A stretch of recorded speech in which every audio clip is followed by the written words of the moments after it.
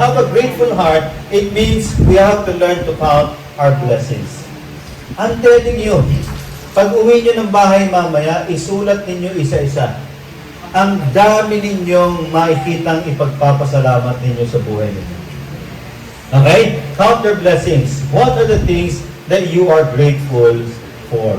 Okay? What are the things you're grateful for? And then in verse 7, tinan niyo po ang sabi dito kung may joyful heart ka, kung meron kang gentle heart, if you always choose to forgive, di ba? Tapos, meron kang grateful heart, tingnan niyo sinabi dito, and the peace of God, which transcends all understanding, tingnan niyo sinabi will guard your hearts and your minds in Christ Jesus. Sabi dito, if you do this, as a result, the peace of God, which transcends all understanding, will guard your hearts and your minds in Christ Jesus. That's why sabi niya, finally, in verse 8, basahin po natin, brothers and sisters, whatever is what?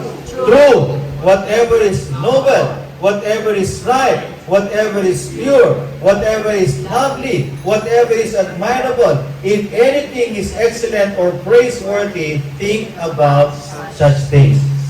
You know, prayer time, pagkagising ko, sinasabi ko, Lord, I am just so grateful to you. Dahil binigyan mo ako ng payapang tulog. Lord, thank you for the gift of life. Thank you for giving me another day. Thank you for my wife. Thank you for my children. I thank God for a lot of things. And then I focus on what is true.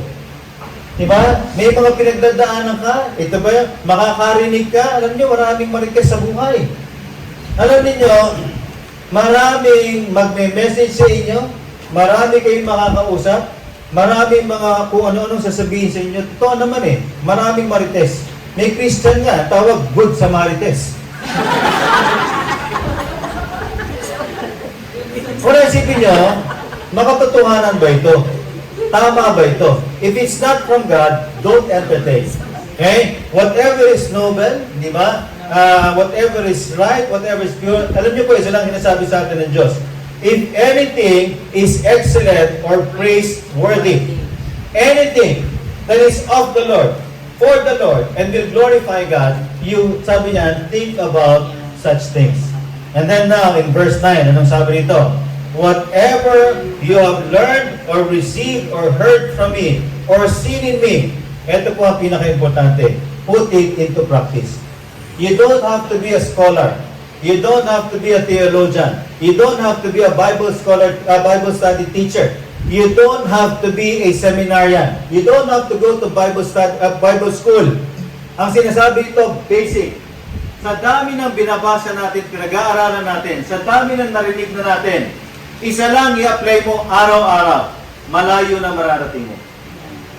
Ama, sabi nito, put into practice. So, ano ngayon dyan sabi dyan? Put into practice.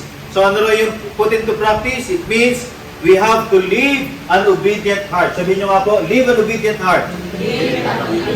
Alam nyo, ang importante rito, hindi yung patagalan, gaano tayo katagal na Kristiyano. Ang importante rito, gaano tayo ka-obedient sa pinapagawa ng Diyos sa atin. Live an obedient heart. Then, sabi rito, whatever you have learned or received or heard from me or seen in me, sabi dyan, put into practice. Sabihin nyo nga po, put into practice. Hello. Sabihin nyo po sa katabi ninyo, put into practice. Put into practice. Tagalogin ninyo, ipamuhay mo. Ganyan. Malapit na po tayo. Sabi dyan, put into practice. Babalikan natin ngayon yung verse 7. Okay? When you put into practice, tingnan niyo sabi and the peace of God, sabihin niyo nga po, and the peace of God, will guard your hearts and your minds in Christ Jesus. Babalikan ko ulit yung verse 9. If you put into practice, sa verse 7, sabi nito, and the peace of God will guard your hearts and your minds. If you put it into practice, tingnan niyo sinabi sa verse 9, whatever you have learned or received or heard from me or seen in me, put into practice, and, anong kaibahan? The God of peace. Hindi po sinabing, and the peace of God.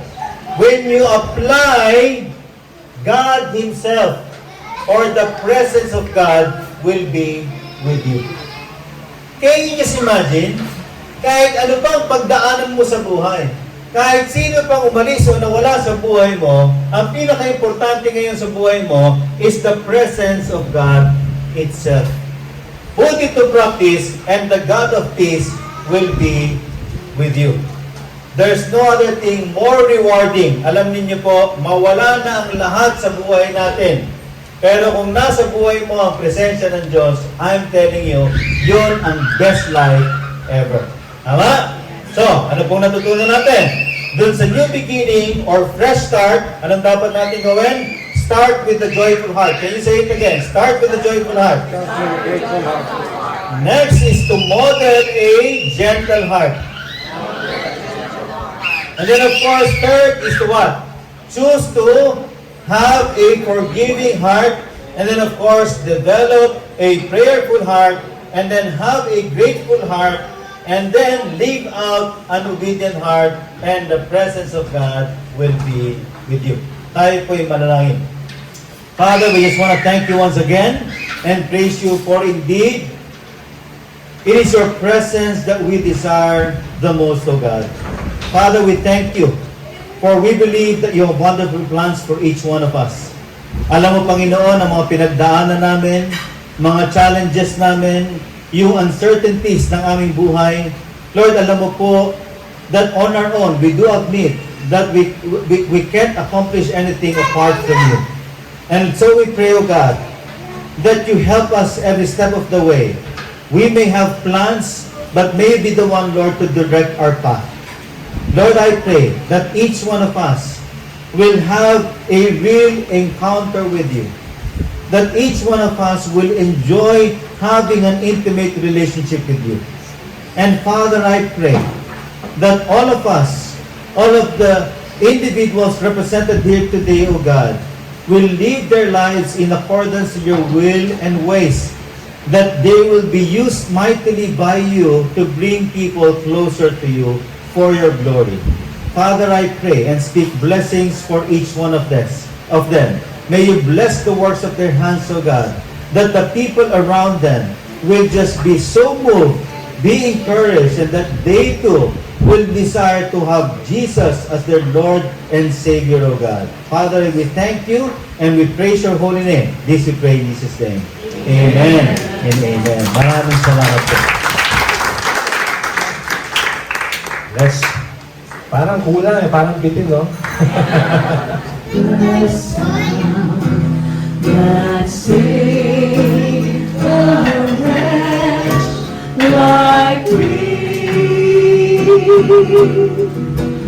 I once was lost, but now I'm found. Was blind, but now I see. One more time, everybody. Amazing grace, how sweet the sound that saved a wretch like me. I once was lost, but now I'm found. Was blind, but now